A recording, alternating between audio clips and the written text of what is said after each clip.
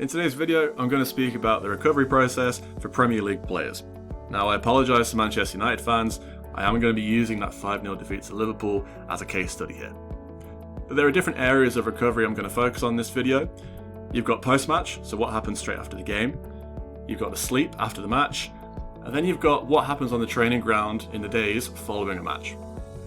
So firstly, let's focus on post-match. Now, it's been a bad day at the office for United, and you go in the dressing room and you can imagine the emotions which are going through the players and the management. Pretty bad. It's a place you don't want to be. If you're support staff, it's the worst place from my experience. But you're thinking about your job. Yeah, you're annoyed about the result, but you have to think about your remit, which is refueling the players, getting them ready for the next match. And food comes in different ways for players. It can be supplements, which are left in the dressing room for the players to take. You've got post-match meals, so once the players are showered and spoken to the media, typically there'll be food on for the players to have after the game upstairs. And then, if it's an away game, players will just go on the coach typically, and they'll have a chef, and that chef will prepare food for the players on the way home. Now, you need to think about your timing. When it comes to giving players food, think about Paul Pogba's red card as an example. If you're a really keen sports scientist and you're thinking, well, I've got to make sure they get something to eat straight away, that player is going to tell you where to go. Any player that's frustrated about a result, rightly so, will tell you just to F off and mind your own business. So yes, refueling is very important, but straight after a game, it's chaotic. Win, lose or draw, never mind a 5-0 defeat. Any result, it's very hard straight away to go to players and talk about sports science and nutrition. So what you need to do is just be a realist. Learn how to communicate with players, learn when is a good time to approach them, when is a good time just to steer clear. And when it's 5-0 to Liverpool, you're going to steer clear for quite a while. The next stage is sleep. So players go home. They don't always sleep well. You think about Maguire and Shaw as well. They've made pretty big errors in that game. It's football, human beings, it happens. But the response isn't always very nice on social media. We all appreciate that. And players can be up at night looking through the social media, or they're just thinking about what could be said, which sometimes is even worse. So it does impact their sleep.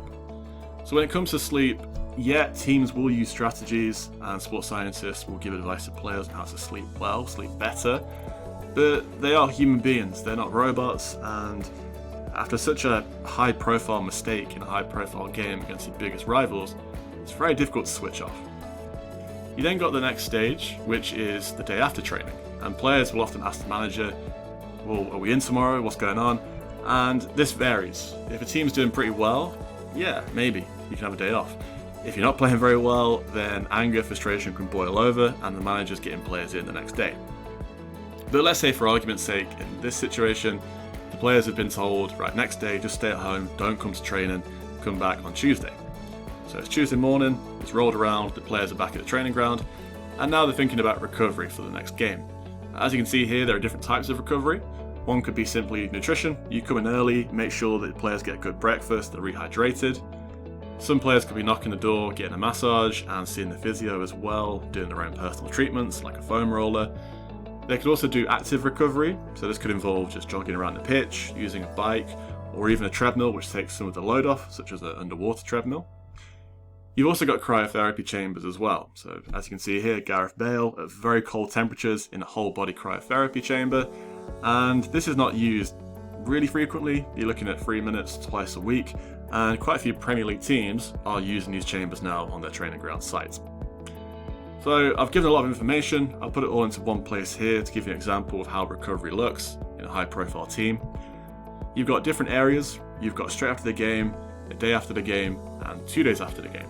So to summarise, straight after a game, you're looking at good nutrition and getting some rest.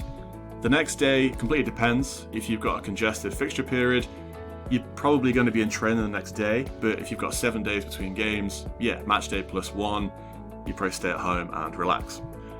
2 days after a game, you're back on the training ground, again, nutrition, and other areas of recovery, which could be the physio, the cryotherapy, massage, foam roller, whatever it is.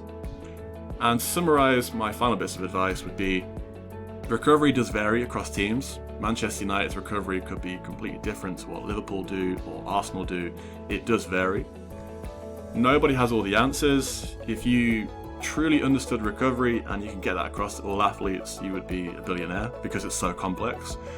But despite that, you do need to go away and understand as much as you can about recovery, because if you want to go and work as a sports scientist, a strength and conditioning coach, nutritionist in professional football, a big part of your job will be the recovery phase. Okay, thank you for watching this video. I've got 2 videos here which I recommend you watch. They're about research in recovery and sleep. There's loads of papers there which I recommend you go and read. Take a look at them. Let me know what you think on Instagram at Sports Science Hacks. Okay, thanks for tuning in, and I'll speak to you again soon.